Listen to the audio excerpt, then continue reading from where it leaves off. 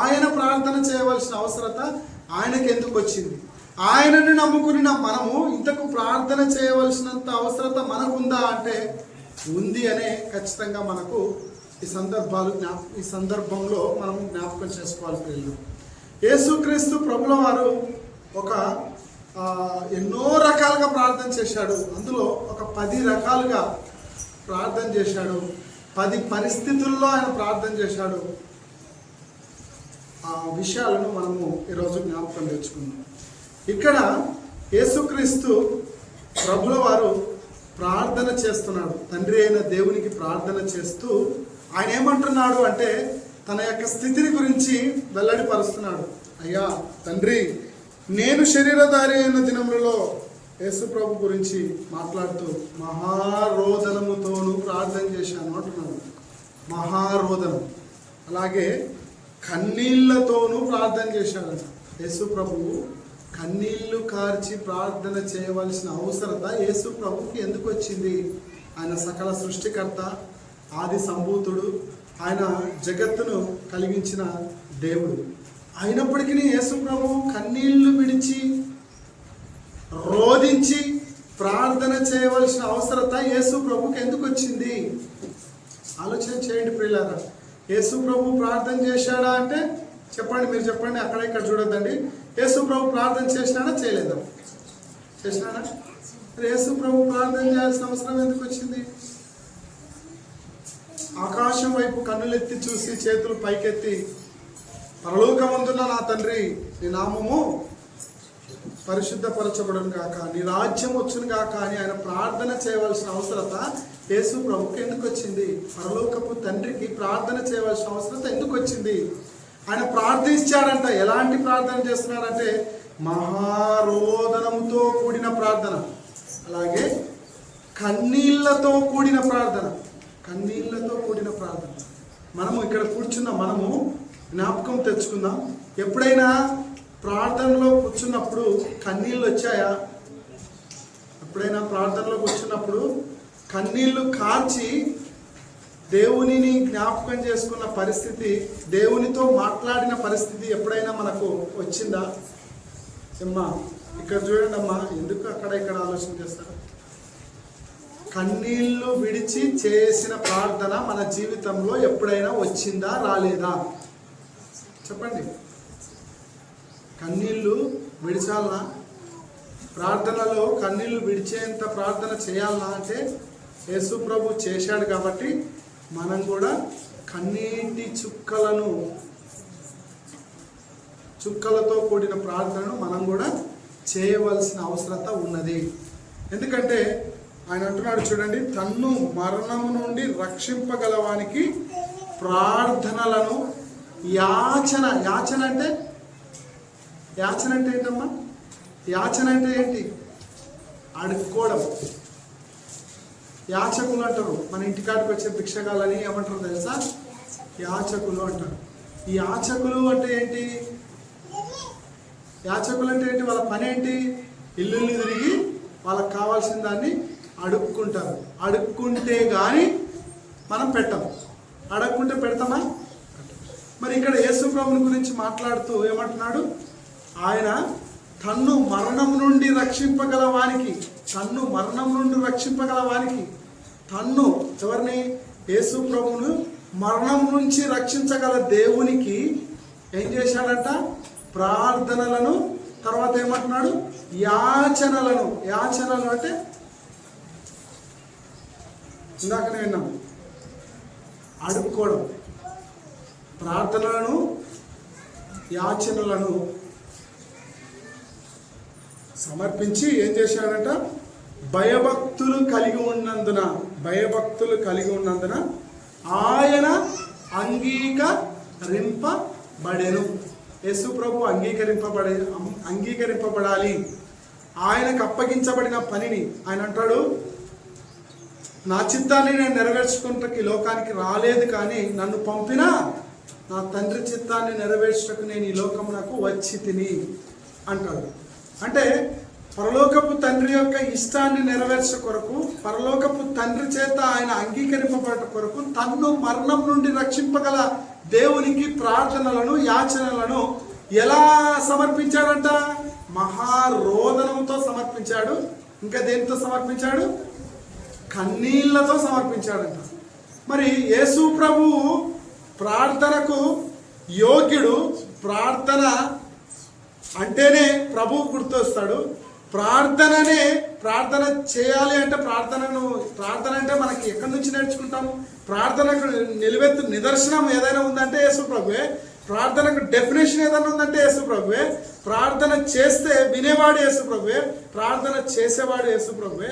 మరి అలాంటి ప్రార్థనకు నిలువెత్తు నిదర్శనమైన ప్రభువును మనము మాదిరికరంగా ఉంచుకున్న మనము అలాంటి ప్రభువే, ప్రార్థన అయి ఉన్న ప్రభువే ప్రార్థన ఎలా చేశాడంటున్నాడు? తన్ను మరణం నుంచి విడిపింపగలవానికి ప్రార్థనలను యాచనలను సమర్పించి భయభక్తులు కలిగి ఉన్నందున ఆయన అంగీకరింపబడను అని ఉంది. ఆయన అంగీకరింపబడాలి, తండ్రి అయిన దేవుని చేత ఆయన అంగీకరింపబడాలి అంటే ఆయన మహారోదనంతో కన్నీళ్లతో తన్ను మరణం నుండి రక్షింపగలవానికి ప్రార్థనలు యాచనలు సమర్పించాడు అని భయభక్తులు కలిగి ఉన్నాడని ప్రభుని గురించి రాస్తూ ఇంకొక మాట ఏమంటున్నాడో చూడండి. ఆయన సంపూర్ణ సిద్ధి పొందిన వాడే మెల్కీసెదెకు యొక్క క్రమంలో చేరిన ప్రధాన యాజకుడని దేవుని చేత పిలువబడి తనకు విధేయులైన వారికి అందరికీ నిత్య రక్షణకు కారకుడు. ఆయన నిత్య రక్షణకు కారకుడు.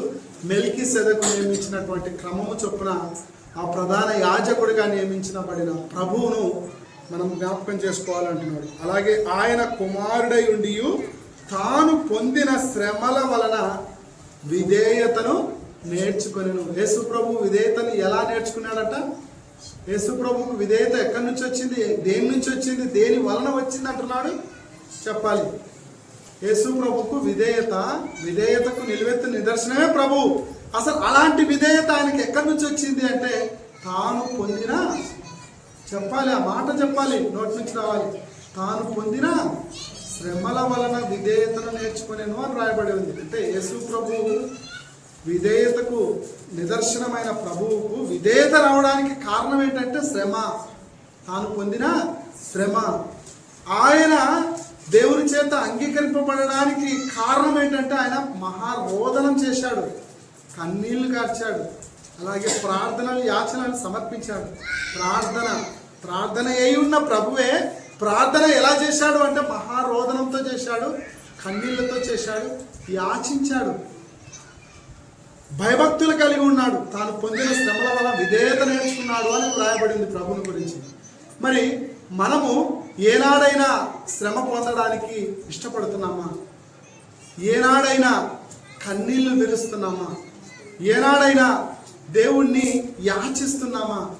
ఏనాడైనా దేవుని అందరి భయభక్తులు కలిగి ఉన్నామా?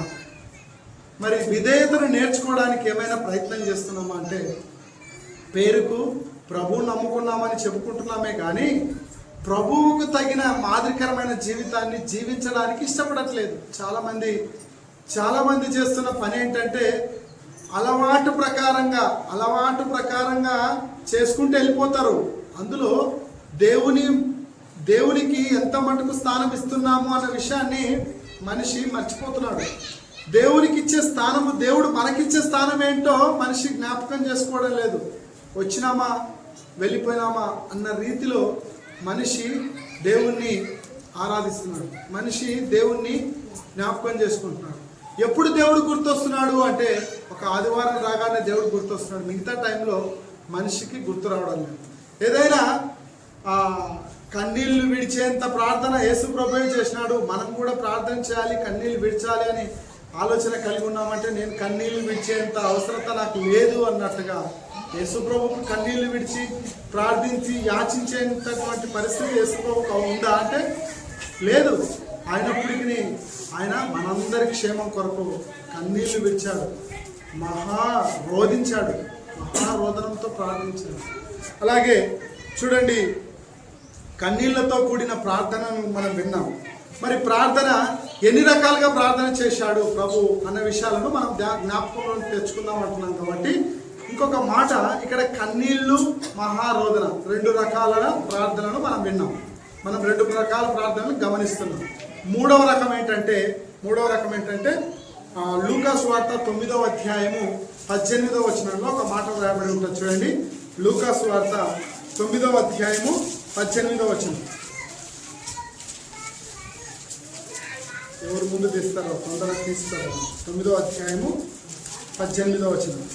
ఇక్కడ యేసుక్రీస్తు ప్రార్థన చేస్తున్నాడు. ఎలా చేస్తున్నాడో మనకు నేర్పిస్తున్నాడు. 9వ అధ్యాయం 18వ వచనం.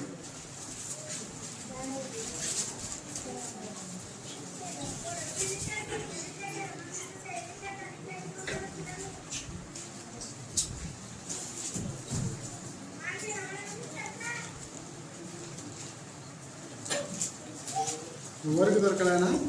9వ అధ్యాయమే లేదా లూకా సువార్తలో? చదవండి.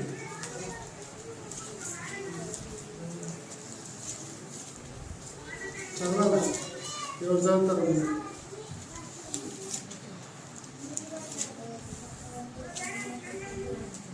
ఒకప్పుడు ఆయన ఒంటరిగా ప్రార్థన చేయుచుండగా ఆయన శిష్యులు ఆయన యొద్ద ఉండిరి.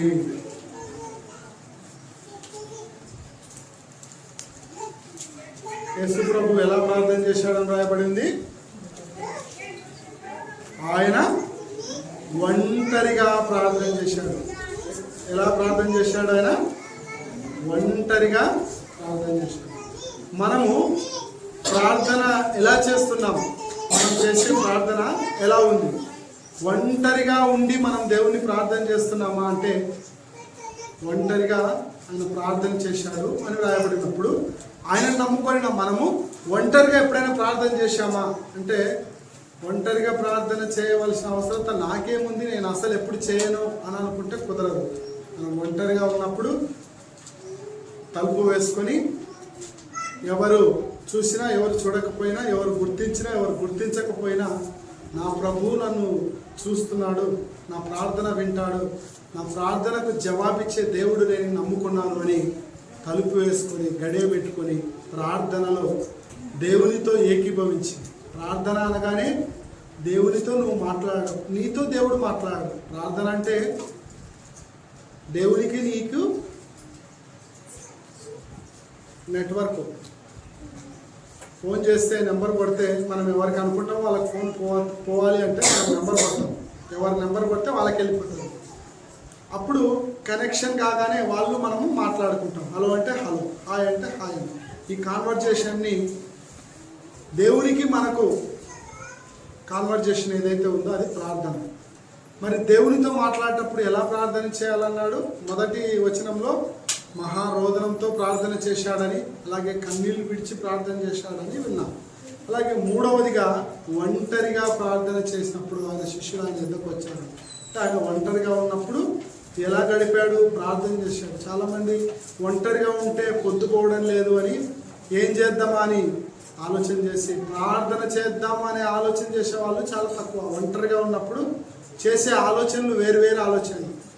వాళ్ళు ఎందుకు ఇలా ఉన్నారు, వీళ్ళు ఎందుకు ఇలా ఉన్నారు, వాళ్ళ యొక్క ఆలోచనలు ఏంటి, వీళ్ళ యొక్క ఆలోచనలు ఏంటి, ఈ వైపు ఉన్న వాళ్ళ ఈ వైపునున్న వారి ఆలోచనలు ఏంటి అన్నట్టుగా నలుదిక్కుల ఆలోచన చేసుకుంటూ పొద్దుపోక ఒకరిపై ఒకరికి చాడీలు చెబుతూ ఒకరిపై ఒకరికి ఈర్ష్యను కలిగి ఉండి పగను పెంచుకొని మనుషులు తమకు తాముగా తమ నాశనాన్ని తామే కోరి తెచ్చుకుంటున్నారు. కానీ ఒంటరిగా ఉన్నప్పుడు చేయవలసిన పని ఏంటంటే దేవునితో ఒంటరిగా ఉన్నప్పుడు ప్రార్థన చేస్తే దేవునికి నీకు ఒక కనెక్షన్ అనేది ఏర్పడుతుంది. 3 రకాలుగా విన్నాం. 4వది ఒకసారి చూడండి. ఆయన ప్రార్థనకు ఆయన ఇచ్చిన ప్రాముఖ్యత ఏంటో ఒకసారి చూడండి. ఇదే లూకా సువార్త 6వ అధ్యాయము 12వ వచనంలో ఒక మాట రాయబడింది. లూకా సువార్త 6వ అధ్యాయము 12వ వచనం. లూకా సువార్త 6వ అధ్యాయము 12వ వచనం. ఆ దినములయందు ఆయన ప్రార్థన చేయుటకు కొండకు వెళ్ళి దేవుని ప్రార్థించుటయందు రాత్రంతా గడిపెను. యేసు ప్రభువు దేవుని ప్రార్థించుటకు ఆయన ఏం చేశాడు? కొండకు వెళ్ళాడు. కొండకు వెళ్ళినప్పుడు చేసే ప్రార్థన ఒకటైతే రాత్రంతా కొండలో కూర్చొని ఏం చేశాడంట? ప్రార్థనలో గడిపాడు. రాత్రంతా గడిపాడు, ప్రార్థన చేస్తూ గడిపాడు. మనం ఎప్పుడైనా నిద్ర రాలేదని రాత్రంతా దేవునితో గడిపినామా? దేవునితో ప్రార్థనలో గడిపినామా? అసలు ఒక నిమిషం ప్రార్థన చేయాలంటేనే విసుగు పుడుతుంది, అలర్జీ అవుతుంది.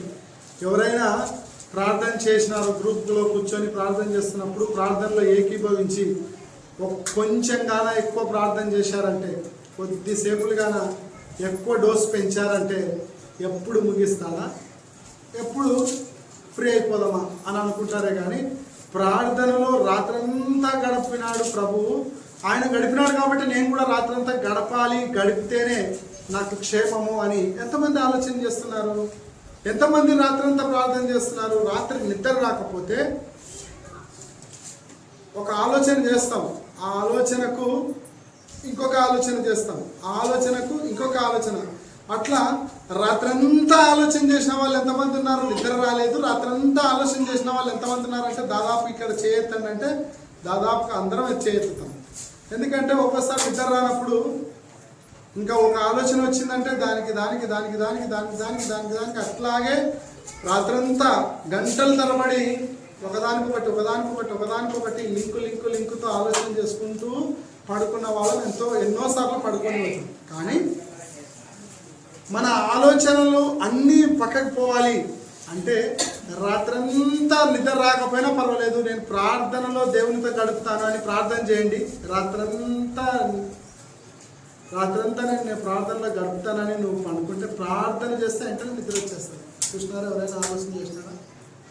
ఒకసారి ముఖాల మీద కూర్చొని ప్రార్థన చేయండి. ఒక 10 నిమిషాలు 15 నిమిషాలు కాగానే అలసట వచ్చేసి వెంటనే నిద్ర వచ్చేస్తుంది.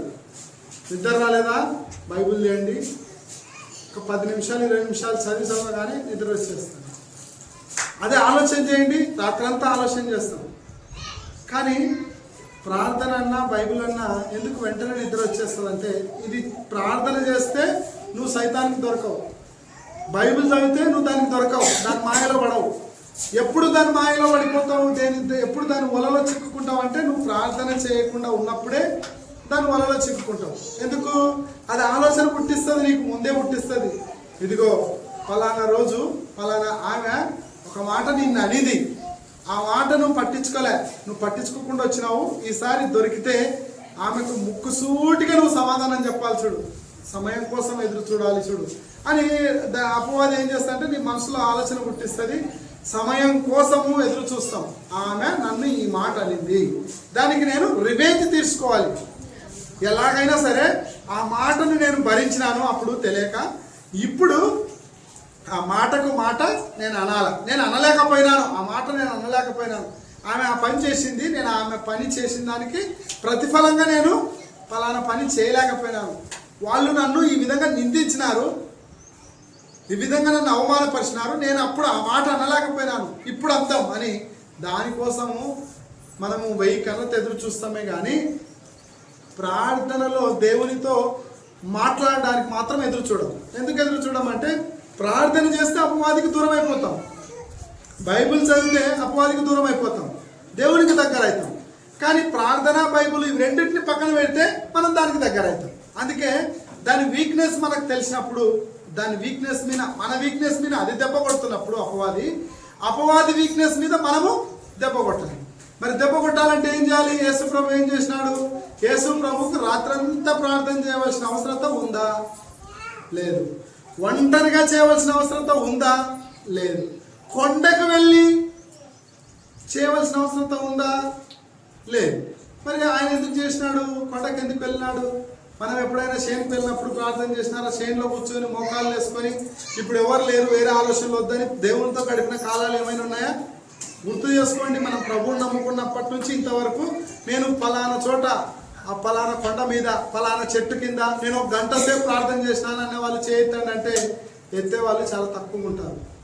నేను ఫలానా రోజు రాత్రంతా దేవునితో గడిపినానని వాళ్ళు ఎవరైనా చేయొద్దండి అంటే ఎత్తే వాళ్ళు చాలా తక్కువ ఉంటారు. మరి ఎందుకు అంటే మనం అపవాదికి దొరకడానికి కారణం ఏంటి అంటే ప్రార్థనలో మనం ఏకీభవించకపోవడమే, ప్రార్థనలో గడపకపోవడమే. ప్రార్థన చేయాలి అన్న ఆలోచన మనకు రాకపోవడమే దీనికి అంతటికి ప్రధానమైన కారణం.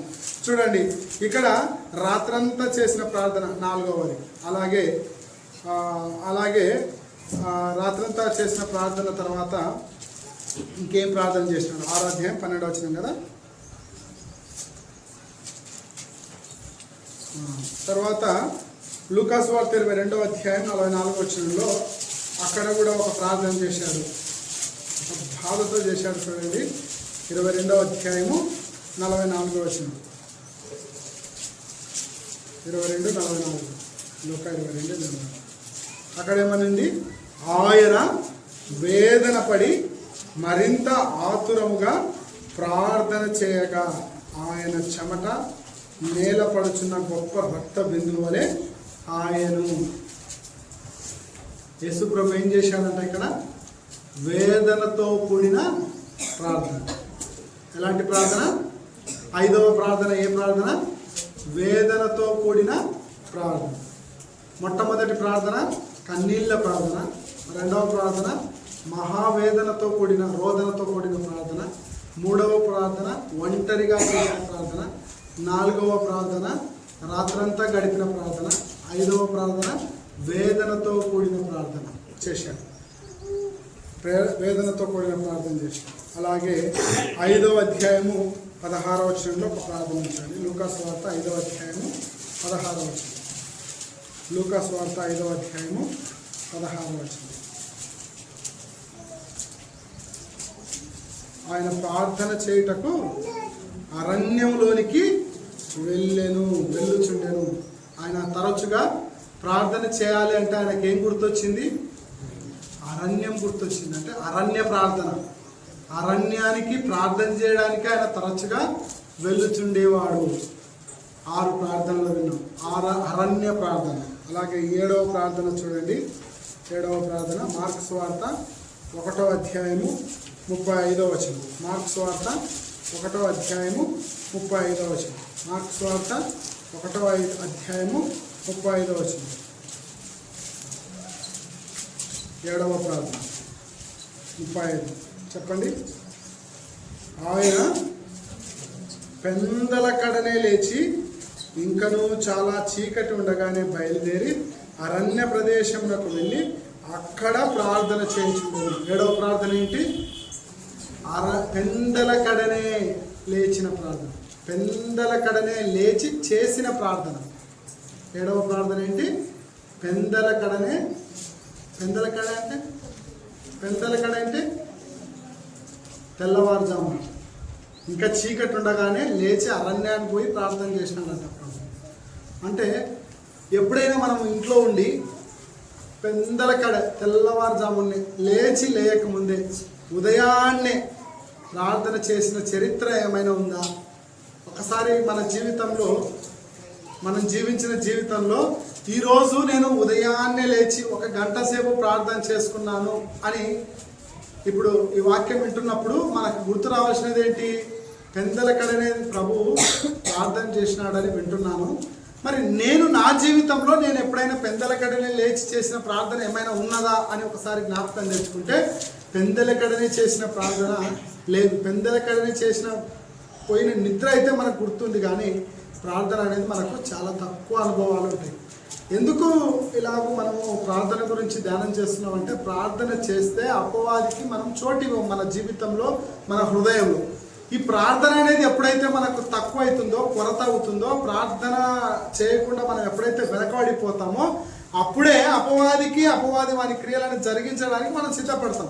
ఎప్పుడైతే అపవాదికి దగ్గర అవుతామో దేవునికి దూరం అవుతాం. ఎప్పుడైతే దేవునికి దగ్గర అవుతామో అప్పుడు అపవాదికి దూరం అవుతాం. అపవాదికి దగ్గర అయితే అపవాది ఉండే చోటుకి వెళ్తాం. దేవునికి దగ్గర అయితే దేవుడి దగ్గరికి వెళ్ళే చోటుకి వెళ్తాం. మరి దేవుడిచ్చే నిత్య జీవం మనం పొందుకోవాలన్నా, దేవునితో మనం నిత్యం మాట్లాడాలన్నా, దేవుడిచ్చే ప్రేమ, సంతోషం, సమాధానం, దీర్ఘశాంతం, దయాలత్వం, మంచితనం, విశ్వాసం, సాత్వికం, ఆశా నిగ్రహాలు మనం కలిగి ఉండాలన్నా మనం ప్రార్థన అనేది చాలా ప్రాముఖ్యమైనది. పెందల కడనే లేచి అరణ్యానికి వెళ్ళి చేసిన ప్రార్థనను, ప్రభువు చేసిన ప్రార్థనను జ్ఞాపకం తెచ్చుకున్నాం. 8వ ప్రార్థన ఒకసారి చూడండి. 1:35 కదా చదివేది. తర్వాత లూకాసు వార్త 11వ అధ్యాయము 1వ వచనంలో ఒక ప్రార్థన చేస్తున్న చూడండి. లూకా సువార్త 11వ అధ్యాయము 1వ వచనం. 11వ అధ్యాయము 1వ వచనం. ఆయన ఒక చోట ప్రార్థన చేయుచుండగా ప్రార్థన చాలించిన తర్వాత ఆయన శిష్యుల్లో ఉన్నాడు. చూడండి, ఆయన ఒక చోట ప్రార్థన చేయుచుండెను.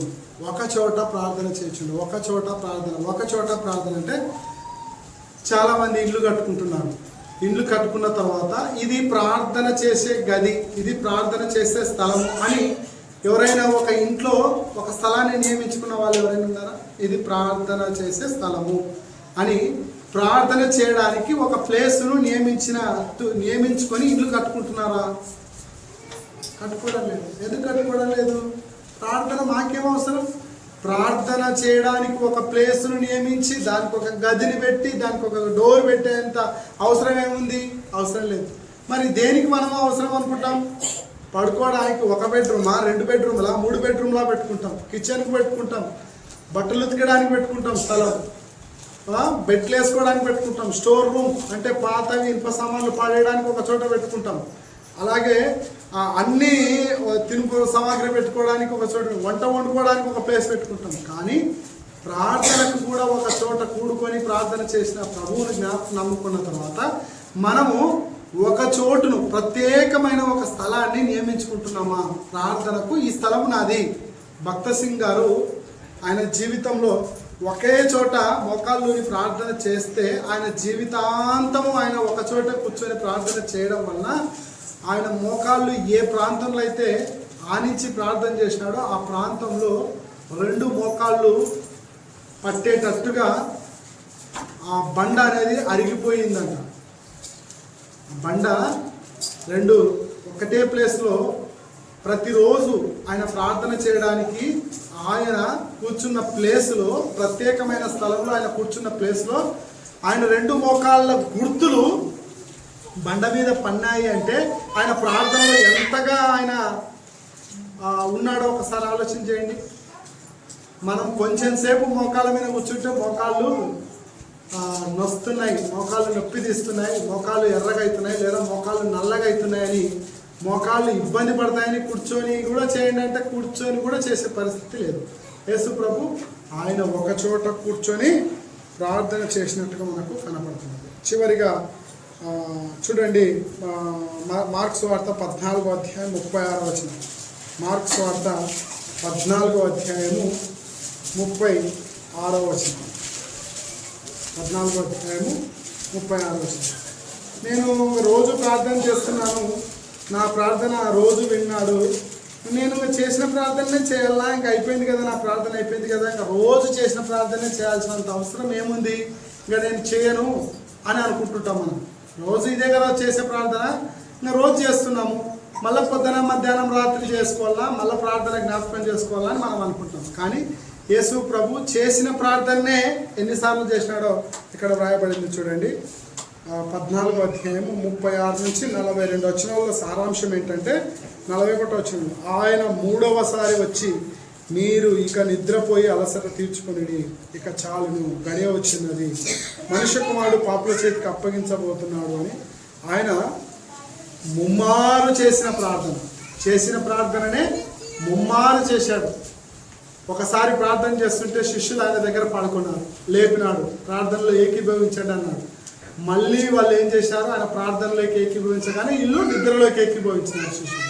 మళ్ళీ 2వసారి వచ్చి లేపినాడు, అయ్యా అలసట తీసుకోవద్దండి, మీరు లేచి మళ్ళీ ప్రార్థనలో ఉండండి అని మళ్ళీ లేపితే ఆయననేమో ప్రార్థనలో ఏకీభవిస్తుంటే వీళ్ళు మళ్ళీ నిద్రలోకి ఏకీభవించారు. 3వసారి వచ్చినాడు, మళ్ళీ వస్తే మళ్ళీ నిద్రపోతున్నారు. 3వసారి కూడా లేపి మళ్ళీ చేసిన ప్రార్థన ఆయన ముమ్మారు ప్రార్థన చేసి చివరిగా మనుషుల చేతికి, పాపుల చేతికి అయినా మనుష్య కుమారుడు అప్పగించబడ్డాడని వ్రాయబడింది. అంటే ఆ ప్రార్థన మనం చేసిన ప్రార్థనే చేయాలా, ఎన్నిసార్లు చేయాలా అని మనం అనుకోకూడదు. చేసిన ప్రార్థన అయినా ఆయన ధైర్యం కొరకు, ఆయనను చంపుతారని తెలిసి కూడా చావడానికి ఆయనకు తెగింపు ఎక్కడి నుంచి వచ్చిందంటే ప్రార్థనలో దేవునితో ఆయన ఏకీభవించి చేసిన ప్రార్థనను ముమ్మారు చేసి ప్రార్థన ద్వారా ఆయన ధైర్యాన్ని పుచ్చుకొని ధైర్యంగా ఎవరైతే ఆయనను పట్టుకోవడానికి వచ్చారో, ఎవరైతే ఆయనని చిత్రహింసలు పెట్టడానికి వచ్చారో, ఎవరైతే ఆయనని చంపాలని పన్నాగం పన్ని వచ్చారో, ఎవరైతే తనతో పాటు ఉండి వెన్నుపోటు పొడచడానికి ఆయన వచ్చాడో, వాళ్ళందరినీ తట్టుకొని నిలబడడానికి ఆయనకు ప్రధానమైన సహకారిగా ఉన్నది ప్రార్థన.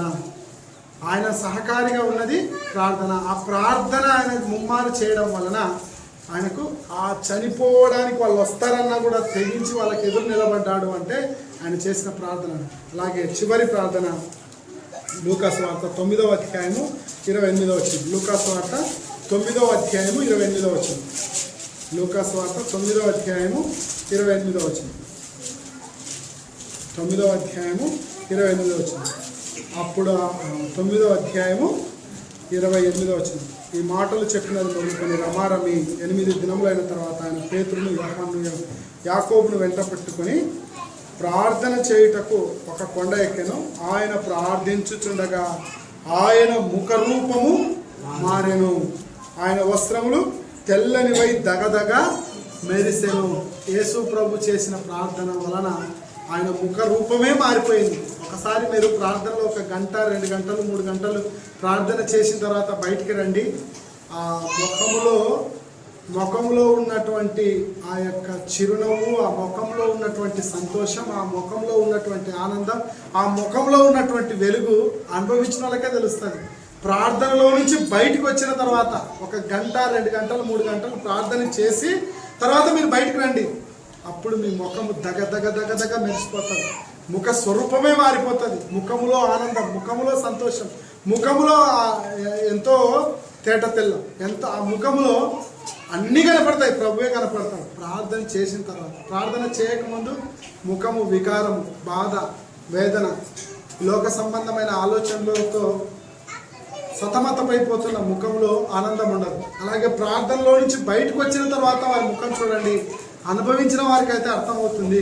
ఆ ముఖములో దగదగ మెరిసేటువంటి వెలుగు, ఆ ముఖము మారిపోయేంతటి సంతోషం ప్రభువులో మనం చూస్తున్నాం. ఇలాగూ 10 రకాల ప్రార్థనలను మనం గమనించాం. ఈ 10 రకాల ప్రార్థనలు విన్న మనము చెప్పే నేనైనా విన్న మీరైనా దేవునితో మనము ఎన్ని రకాలుగా ప్రార్థనలో గడుపుతున్నాం, దేవునితో ఎన్ని రకాలుగా మాట్లాడుతున్నాం, దేవునితో ఎన్ని రకాలుగా సమయాన్ని కేటాయిస్తున్నాం.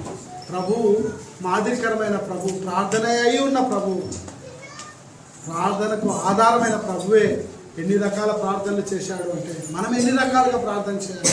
ఆ ప్రభువుని నమ్ముకున్న తర్వాత ఇంకా ప్రార్థన చేయకుండా, ఇంకా దేవునికి చోటు ఇవ్వకుండా, అపవాది వారి క్రియలకు చోటిస్తూ, అపవాది వారి క్రియలను జరిగిస్తూ, అపవాదికి దగ్గర అయితే దేవునికి దూరం ఉంటుంది, దేవునికి దగ్గర అయితే అపవాదికి దూరం ఉంటుంది. దేవునికి దగ్గర దేవుడిచ్చే నిత్య జీవాన్ని మనం పొందుకోవాలంటే ఈ లోకంలో మనకు క్షేమము, సమాధానం, నెమ్మది, ఆరోగ్యం, ఐశ్వర్యం, అన్ని రకాల అర్హతలు మనకు రావాలి అన్నా, ఈ లోకం వదిలితే నిత్య జీవం మనం పొందుకోవాలన్నా దానికి అంతటికీ కారణం ప్రార్థన. ఆ ప్రార్థనతో దేవునితో మనం మాట్లాడితే వచ్చే ఆ సంతోషం వేరు. అలాగూ మనమందరము ప్రార్థనలో ఇంకా మున్ముందు గొప్పగా వాడబడాలని, అలాగే ప్రార్థనలో ఇంకా దేవునితో దగ్గర అవ్వాలని మనస్ఫూర్తిగా కోరుకుంటూ సెలవు తీసుకుంటున్నాం. దేవుడు మనందరి వెనుకల్లో తన వాక్యాన్ని మనకు